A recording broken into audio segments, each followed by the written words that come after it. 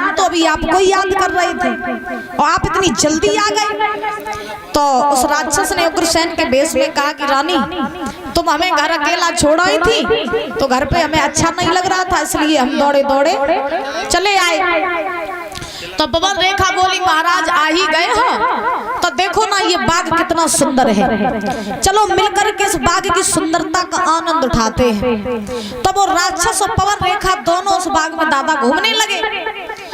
पवन रेखा की जो संग की सहेलियां थी उनका साथ छूट गया। ये राक्षस पवन रेखा को लेके महाराज दूर बाग में पहुंच गया। जैसे ही दूर पहुंचा तो मौका पाकर के महाराज इस राक्षस ने पवन रेखा के साथ में छल कर दिया। और जब राक्षस ने पवन रेखा के साथ में छल किया तब वो राक्षस महाराज अपने राक्षसी भेष में आ गया, जोर से ठाके मार के हंसने लगा।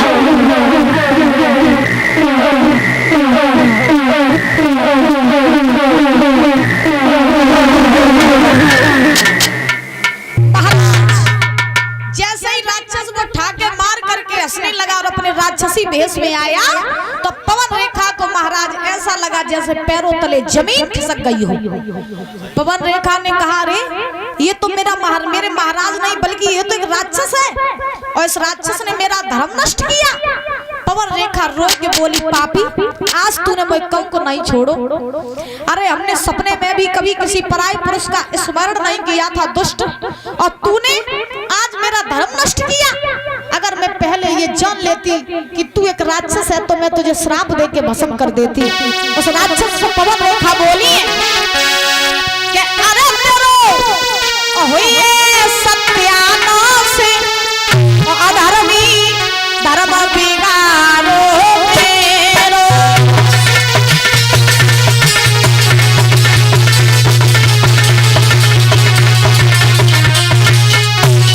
पवन रेखा बोली पापी दुष्ट नालायक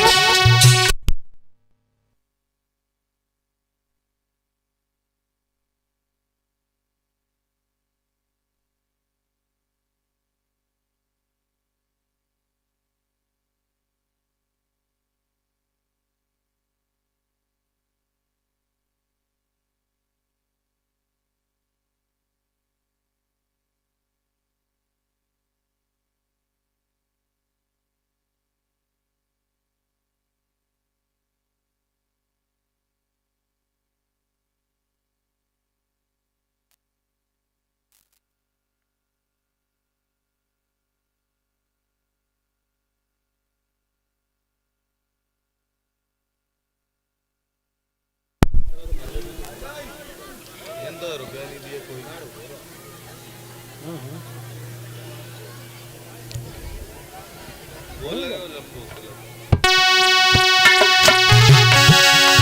महाराज पवन रेखा ने उस राक्षस को ललकार करके कहा दुष्ट नालायक पापी अगर मैं पहले ये जान लेती कि तू राक्षस है तो मैं तुझे श्राप दे के भस्म कर देती। आज तूने मुझे कहीं का नहीं छोड़ा। जवाब दिया जो पहले जान लेती श्राप भस्म कर देती। जो पहले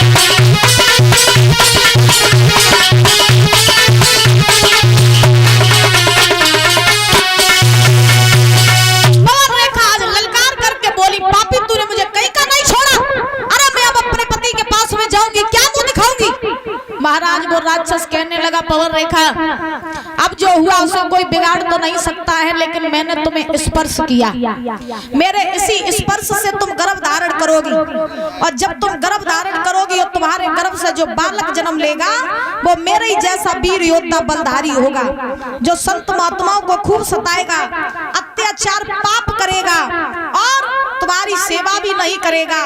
लेकिन एक खासियत होगी, क्या क्या जब वो मारा जाएगा तो उसे मारने के लिए स्वयं नारायण को आना पड़ेगा। इतना कहने के बाद में दादा वो राक्षस जो था वो वहां से चला गया। पवन रेखा रोती रही, बिलखती रही। अब सोचो, एक बात हम आपको बता दें दादा, आदमी के पास पैसा चला जाए तो आदमी मेहनत करके दोबारा कमा लेगा। घर मकान टूट करके गिर जाए तो आदमी मेहनत करके दोबारा बना लेगा, लेकिन गई भाई इज्जत को वापस नहीं आती है। हमारे जीवन में अगर सबसे ज्यादा कुछ अमूल्य चीज है तो वो है हमारा चरित्र। याद रखो, अगर हमारा चरित्र अच्छा है तो ही दुनिया में महाराज हमारा सम्मान है, और हमारा चरित्र अच्छा नहीं है तो सम्मान भी हमारा नहीं है। याद रखो, आदमी शकल से सुंदर नहीं होता है दादा, आदमी तो हमेशा चरित्र से सुंदर होता है। आदमी तो हमेशा गुणों से सुंदर होता है, फिर चाहे वो स्त्री हो चाहे वो पुरुष हो। जिसके पास महाराज गुण अच्छे हैं, जिसका चरित्र सुंदर है, वही महाराज सबसे सुंदर व्यक्ति है, और जिसका चरित्र, जिसके गुण सुंदर नहीं है, वो दुनिया का सबसे कुरूप व्यक्ति है। बात समझ रही हो भैया? नारी की सुंदरता उसके चेहरे से, उसके रंग रूप से नहीं होती है, फिर नारी की सुंदरता तो उसके गुणों से और उसके चरित्र से होती है मेरी माँ। लेकिन आज के जमाने में तो महाराज सबसे ज्यादा व्यापार अगर किसी का हो रहा है तो वो चरित्र का, इज्जत का हो रहा है।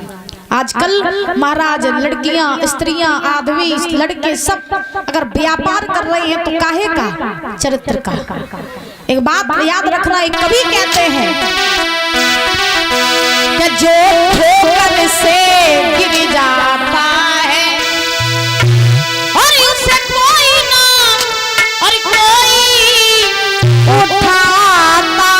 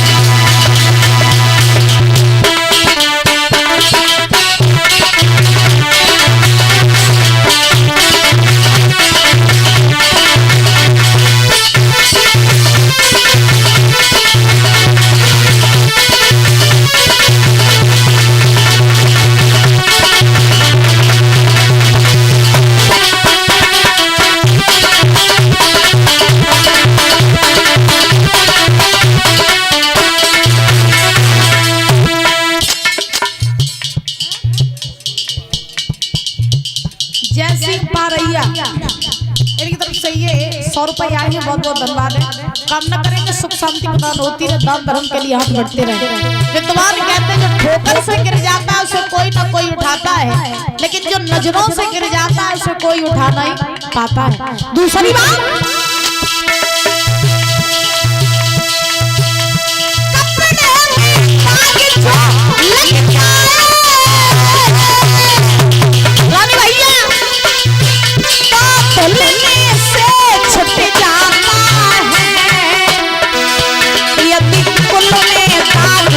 लग जाए यदि कुल में दाग जो लग जाए उसे कोई छुपा नहीं पाता है।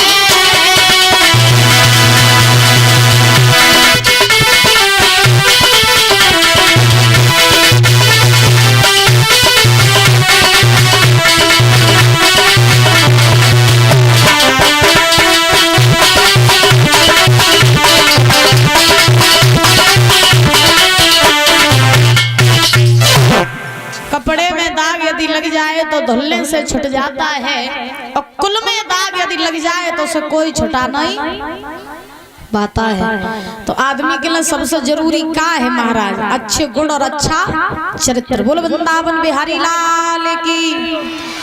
आज ध्यान रखना, सुखदेव भगवान समझा रहे हैं राजन परीक्षित राक्षस जो था वो कह के इतना चला गया कि पवन रेखा तुम्हारे गर्भ से एक बालक जन्म लेगा जो मेरे जैसा वीर बहादुर होगा, संत महात्माओं को सताएगा, अत्याचार पाप करेगा, लेकिन मारा जब जाएगा तो उसे मारने के लिए स्वयं नारायण को आना पड़ेगा।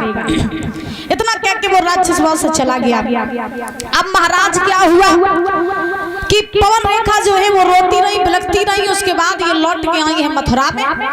मथुरा में आकर के इन्होंने उग्रसेन से ये सारी बात जो थी वो छिपा ली। एक भी बात उग्रसेन को पवन रेखा नहीं बताई। उसके बाद महाराज पवन रेखा ने गर्भ धारण किया दादा, और जब पवन रेखा ने गर्भ धारण किया तो धीरे धीरे जब पवन रेखा के गर्भ के 9 मास बीते तो आज उसी राक्षस का जन्म होने वाला है। जब उस राक्षस का जन्म हुआ तो चारों तरफ हाहाकार मचने लगा। महाराज बिजली कड़कने लगी, बादल पर बादल होने लगे।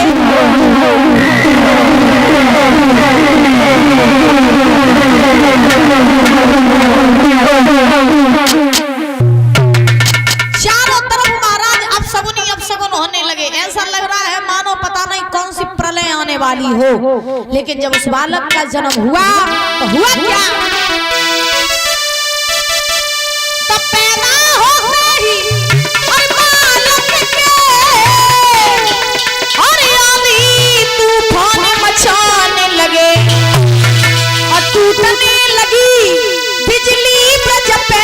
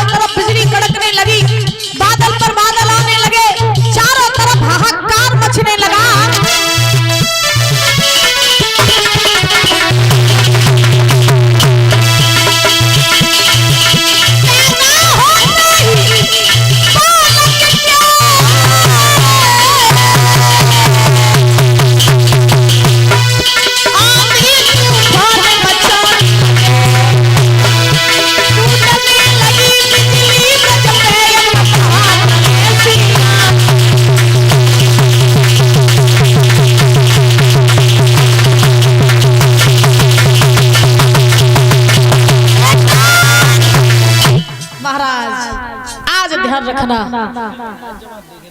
उस बालक का जैसे ही जन्म हुआ तो पवन रेखा ने क्या करो कि जब पवन रेखा ने जानी कि राक्षस है, राक्षस के स्पर्श से इसका जन्म हुआ है तो ये पाप करेगा, बड़ा होगा, अत्याचार करेगा, अधर्म करेगा, तो क्यों ना हम अभी इसे मार दें। ना रहेगा बांस न बजेगी, जब ये रहेगा ही नहीं तो पाप करेगा कहां से। सो पवन रेखा ने कहा करो कि जैसे ही बालक ने जन्म लो मैया, तैसे ही बालक को महाराज पत्तन में लपेट के और महाराज यमुना नदी में बहा दिया। जैसे यमुना नदी में बहाया तो वही बालक बहता बहता महाराज बटेश्वर नगरी में जा पहुंचा। ध्यान से सुनना दादा। अब बटेश्वर नगरी में जब वो बालक जा पहुंचा तो बटेश्वर नगरी के राजा उस समय थे सूरसेन। सूरसेन महाराज के एक लड़का और थे जिनका नाम था वसुदेव। तो सूरसेन महाराज जो थे ये यमुना में कर रहे थे स्नान। तो सूरसेन महाराज जब कर रहे थे स्नान तो इनको वही बहता हुआ बालक यमुना जी में महाराज मिला। तो ये वो बालक को महाराज लेकर के और अपने घर ले आए। इस बालक का लालन पालन किया, संतों के द्वारा इसका नामकरण संस्कार हुआ। तो इस बालक का नाम पड़ा कंस। क्या नाम पड़ा? कंस। का माने दूसरे का अंश, माने अंश, दूसरे का अंश वही कंस। कंस नाम पड़ा। अब कंस धीरे धीरे बड़ो बहु। अब उसी बटेश्वर नगरी में सूरसेन के लड़का वसुदेव जी रहते थे। तो वसुदेव जी में और कंस की घनिष्ठ मित्रता हो गई। और जब कंस की और वसुदेव की घनिष्ठ मित्रता भई परीक्षित जी महाराज, तो अब धीरे धीरे का बहु कि कंस को जब पता चली कि हमारे बाप जो सूरसेन नहीं बल्कि मथुरा के राजा उग्रसेन है, तो कंस फिर मथुरा में आकर रहने लगा। और जब कंस मथुरा में आकर के रहने लगा, तो अब धीरे धीरे समय बीता है, तो कंस ये उत्पात करने लगा बचपन से ही। उत्पात कैसे किए? कंस महाराज छोटे छोटे बच्चों के साथ खेलने जाता तो किसी को जल में डाल देता, किसी को मारता, किसी के साथ कुछ करता, ऐसे पापाचरण करने लगा। धीरे धीरे कंस पाप करते करते बड़ो हुआ। अब जब कंस बड़ो भाव, तो अब तो ये संत महात्माओं को सता रहा है। संतों को यह घमंड नहीं करने देता ये कंस दादा। और गायों की हत्या करवाने लगा। पाठशालाओं में घुस जाता तो बच्चों को पढ़ने नहीं देता। मंदिरों में इस कंस ने पूजा बंद करवा दी। अब राजा को लड़का से डर के मारे कोई कछु कहता नहीं। अब तो मथुरा वासी कंस के उत्पातों से बड़े दुखी। एक दिन उग्रसेन ने कंस को ढेंगा बुलाओ और कही कि कंस राज, बोले आप पिताजी ये पाप करना छोड़ दो तुम। कंस कहने लगो सुनो, तुम्हें नहीं मालूम है ये प्रजा है, प्रजा, और हम पाप नहीं कर रहे। हम जब प्रजा को सही तरीके से उपयोग कर रहे हैं। क्यों?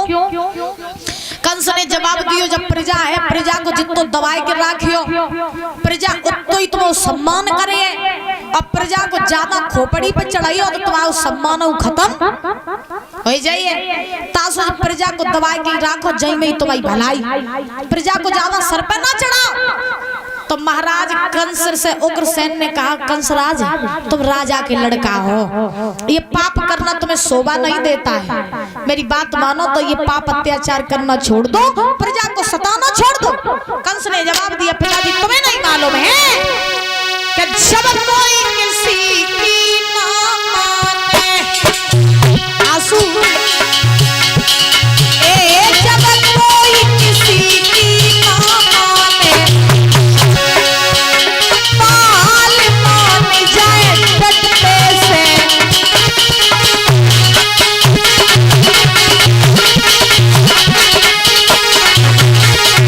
और सुनो पिताजी, आगे कोई अंगुल की लकड़ी तोड़ो, तोड़ो, आगे कोई अंगुल की लकड़ी तोड़ो, कई बात मनावो डंडे से।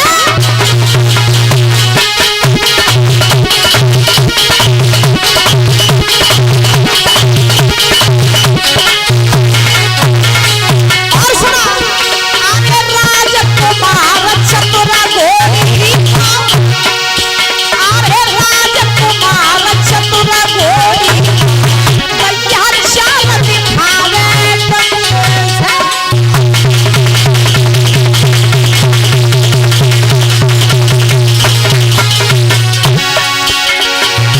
अरे कंस राज प्रजा को बबला,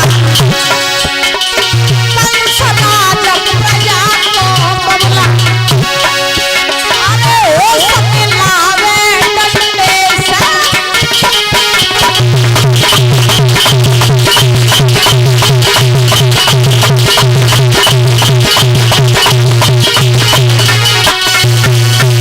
जब कोई किसी की ना माने तो हाल मान जाए डंडे से, और 2 अंगुल की लकड़ी तोड़ो, बात मनावा डंडे से।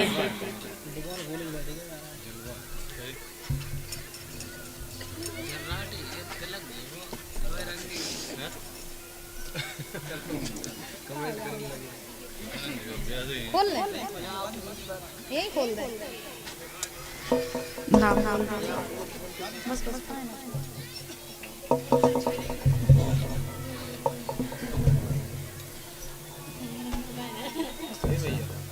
इसे खोलूं?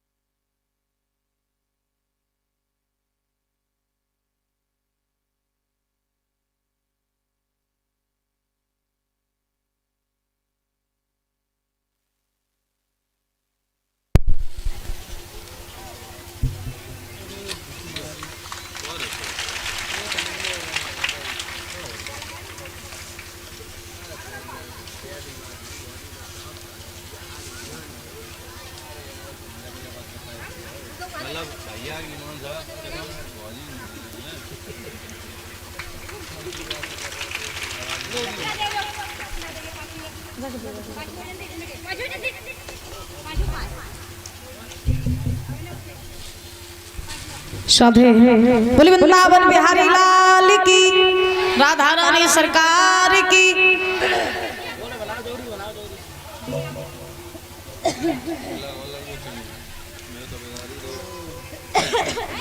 उधर से दबा दो भाई, उधर से दबा दो। क्या नाम है आपका? क्या नाम सुनाओ?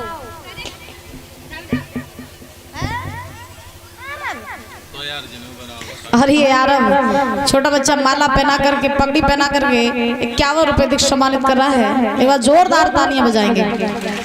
कामना करेंगे बच्चे की लंबी आयु होती रहे, बल बुद्धि विद्या बढ़ती रहे और ऐसे ही हंसता मुस्कुराता बना रहे, अपने माता पिता का नाम रोशन करता रहे। कामना यही आकांक्षा है।